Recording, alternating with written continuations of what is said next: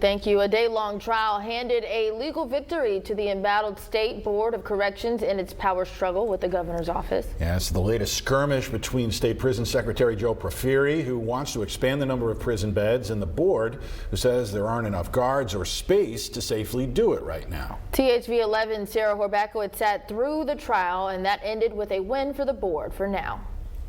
For weeks, back and forth press conferences and political posts have been going on surrounding the case about the Board of Corrections against the state. Now, there are two cases going on, but the one today that was ruled in the Board of Corrections' favor. That means that the Secretary of Corrections will go back to reporting to the board rather than to the governor. This all happened after a few delays, after a week delay, and then today a few hours delay due to a bomb threat at the building. The Attorney General's office motions to dismiss and disqualify were also denied by the judge, something the Board of Corrections lawyer thinks will have lasting impacts not just on the other court case about the Board of Corrections representation, but on other entities within the state. I think she also left open room for Judge Fox to address this issue more precisely. And I would call on every board under Amendment 33, especially and beginning with the University of Arkansas and its Board of Trustees, to come forward. And getting back to what started all of this, the debate over prison bed space, the chairman of the Board of Corrections says it's going to be something they continue to look into,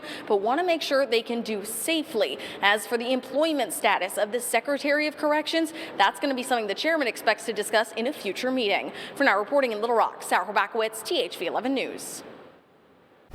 Sarah, thank you. Remember, this lower court ruling is not likely the final word, and in a statement from Attorney General Tim Griffin, he expressed disappointment in today's decision and promised an appeal.